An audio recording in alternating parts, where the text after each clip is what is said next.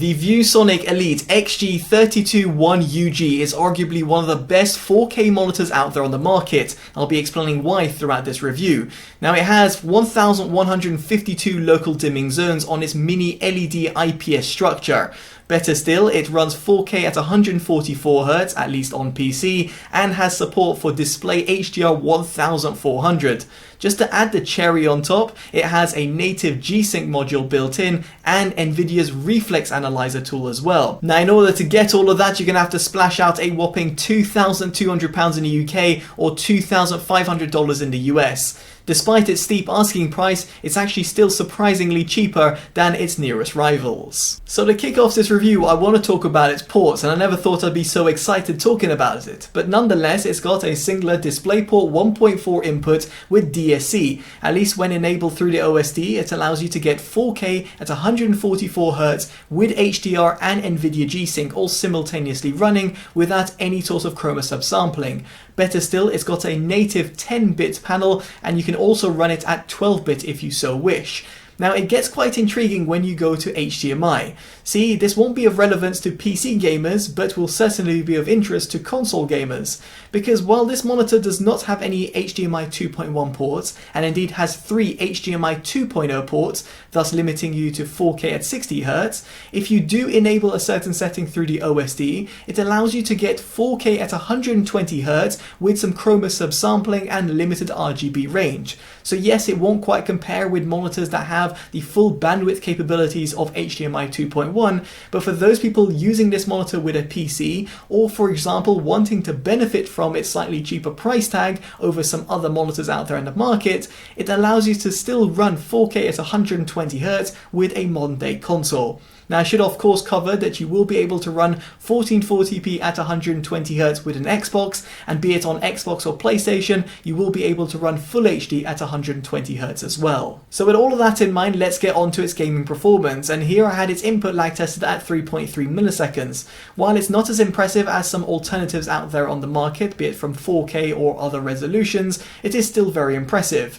In my case, subjectively, I found that my mouse clicks were being responded very well on a very intense game such as Counter-Strike Global Offensive, and I felt that this monitor could be used for competitive gaming, at least where input lag is concerned. Now I should also mention that this monitor has got Nvidia's reflex analyzer tool. Now subjectively I think it's kind of pointless because it doesn't allow you to really optimize or better the signal lag or input lag, but nonetheless for those people intrigued about the numbers, you'll have to make sure you've got a compatible mouse that's plugged into the green USB Type A port found beneath the monitor, then have the monitor itself connected up to your computer via DisplayPort, and also the USB Type B to Type A cable.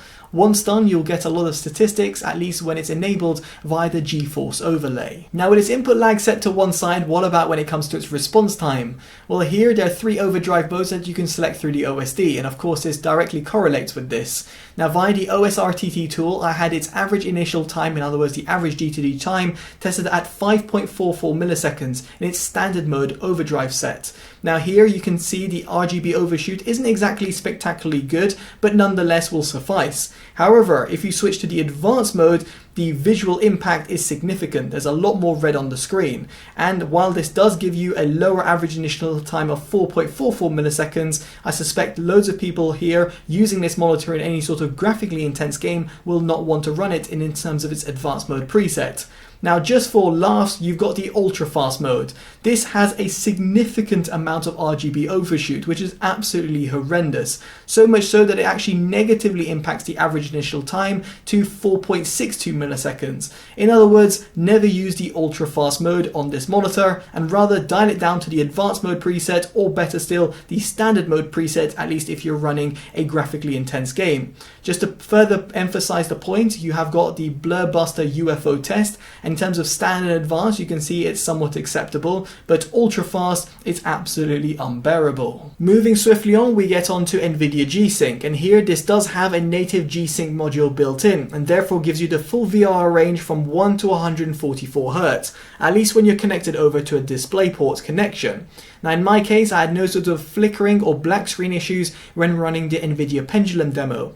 But better still, when running Destiny 2 at 4K at 144Hz with Nvidia G-Sync and HDR all simultaneously running, I had no problems either to report. Now this does perfectly bring me onto its HDR experience, which is quite sublime, and that's thanks to its 1152 local dimming zones, in other words full array local dimming, and couple that with the fact that it's got a mini LED IPS display and display HDR 1400, in other words it should get at least to 1400 nits, and in my case I actually had it tested at 1600 nits, it means that the HDR experience is unparalleled. Playing Destiny 2, the overall dynamic range was certainly there. I was able to really benefit from the overall colors and of course that really wide amount of capabilities. In other words, the full array local dimming plus the HDR capabilities meant that it left me absolutely jaw-dropped. It is certainly one of the best HDR experiences that I've ever had on a monitor, and that's coming from someone who's reviewed over 200 different panels. Now I should also mention that this monitor has got a variable backlight control that you can enable or disable both in HDR and SDR, which is certainly impressive.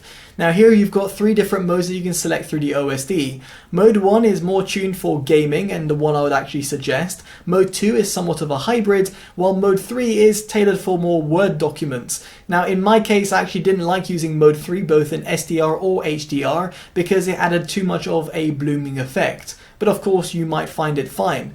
Now in Mode 1 or Mode 2 the blooming effect was really kept down to a minimum. At least in my opinion I found it perfectly playable or indeed usable, be it for web browsing or of course when gaming. But I'd be intrigued to hear your thoughts of the blooming effect of this monitor down in the comments section below. Now while its gaming performance is certainly impressive, what actually left me even more impressed was the overall color accuracy. See here the monitor has got a dedicated sRGB mode and also has got an sRGB gamut clamp which can be selected on any of the color temperatures that you select through the OSD. Now in its dedicated sRGB mode I had it tested at 95.4% sRGB gamut coverage and 96.2% in terms of gamut volume. You can see below how it compares to the sRGB standard. Average delta-E sat at 1.16 and a maximum of 3.33, which is absolutely really good. Now in terms of the tested contrast ratio, it's 829:1, which is a little bit below par for an IPS panel, but it's certainly passable. As for its measured white point, it's pretty much on point at 6812 Kelvin at 100% in comparison to the 6500 Kelvin target, and as for its gamma curve, it sits quite close to the 2.2 standard. Now if you want more vivid colors, you'll certainly want to go outside of the sRGB modes and also disable the sRGB gamma clamp. In said mode, I had it tested at 99.1% sRGB and 169.5% sRGB gamma volume. You can see below how it actually compares to the Adobe RGB values, whereby it sits at 98.7 and 116.8% respectively. Now its overall color accuracy in comparison to the Adobe RGB levels aren't exactly that impressive, with an average delta of 2.3 and a maximum of 5.1. Tested contrast ratio doesn't change, which is no surprise. As for its measured white point, it sits at 6886 Kelvin at 100%. As for its gamma curve, it's slightly off, as you can see, towards the bottom and higher segments, but nonetheless is relatively close to the 2.2 standard. Now you might have noticed in the screenshot that there were some brightness figures, and let's just dive into them. Now in maximum HDR, as I did mention, it gets over 1600 nits. But note you'll definitely enable variable backlight because with it disabled, it drops down to a measly 531 nits. Now as for its SDR brightness, it sits at 539 nits, which is certainly impressive, and with variable backlight disabled, it drops down to 517 nits. As for its maximum sRGB brightness, so yes indeed, if you do enable sRGB mode, and is not to be confused with the sRGB gamut clamp, it will sit at 123 nits. Note the sRGB color accuracy with the gamut clamp and its native mode preset were actually pretty impressive as well, so something worth considering if you want to adjust the brightness. As for minimum brightness, it gets all the way down to 35 nits. Now it's further impressive when it comes to backlight bleed. As you'll be able to see from the images right now, I actually found it to be really good, whereby the IPS glow is kept down to a minimum. And if you do enable the variable backlight, it goes completely pitch black. And yes, you might have noticed there's a slight little dead pixel on my tested panel. Hopefully that won't be the case, or isn't the case with other ViewSonic panels out there that go out to consumers, but it's just something I thought to highlight. However, the overall brightness uniformity was a little bit of a letdown, specifically for a very expensive panel. The top and bottom segments of my tested panel, of course it's somewhat panel lottery, weren't all that great. great. Note this was tested with the variable backlight disabled and in HDR. Now moving on to the monitor's OSD, can be accessed through a little joystick button found underneath the monitor, although it resides right next to the power button, which means that sometimes you might accidentally switch on or off the monitor. Nonetheless, through the OSD you've got a plethora of different options. Dark boost and blue light filter, which is of course a little bit subjective, and then you've got the response time, which I very much suggest running on the standard mode at all times. Of course, do bear in mind what I mentioned in the gaming section of this review. Auto brightness to auto black level, I'll leave them disabled. It's a little sensor found towards the front of the monitor, and in my opinion didn't work that well. Contrast and brightness are somewhat subjective, and as for color temperature, you might want to run it on the sRGB mode if you want the utmost color accuracy, but you can also run it on the native mode, and through the native mode then enable HDR colors sRGB, which then locks the sRGB color gamut, which is great. If you want a wider color gamut, you'll want to disable this, and therefore you can benefit from what I did mention before as for Adobe RGB and DCI-P3 coverage. Now you can enable or disable the variable backlight both in SDR and HDR. Of course, where there's an HDR signal, it will be available over here, and then you've also got the ability to adjust the variable backlight modes.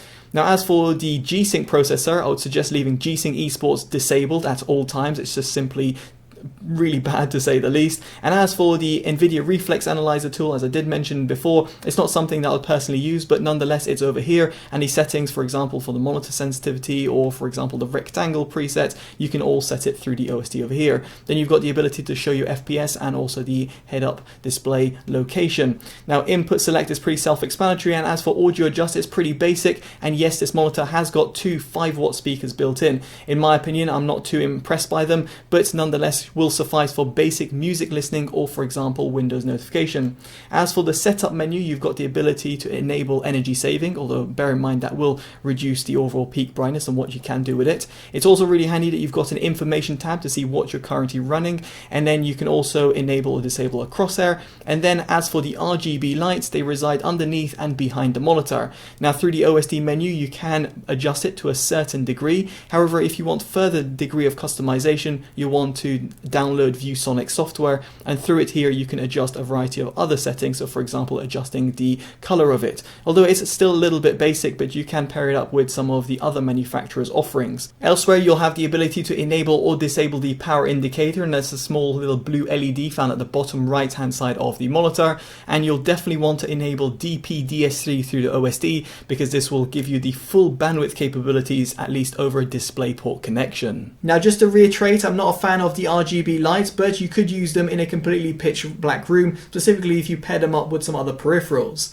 In terms of design standpoint of view, I've got no real complaints. The monitor has got a 3-side borderless look, and the bottom bezel is relatively chunky due to that added sensor, which I wish ViewSonic had optimized. As for the ergonomics, it provides height, tilt and swivel adjustment. The stand itself is very sturdy and also hasn't got a weird shape or design to it, and therefore should be able to fit on most desktop setups.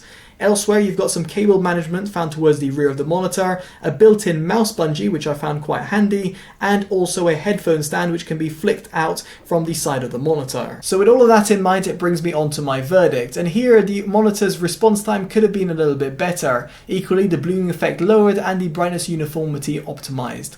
But nonetheless, I still think it's a phenomenal 4K monitor, offering you the best HDR experience and also phenomenal color accuracy. This will also appeal to both PC and console gamers, and is still cheaper than some of its alternatives. As a result, it gets my Best Buy award.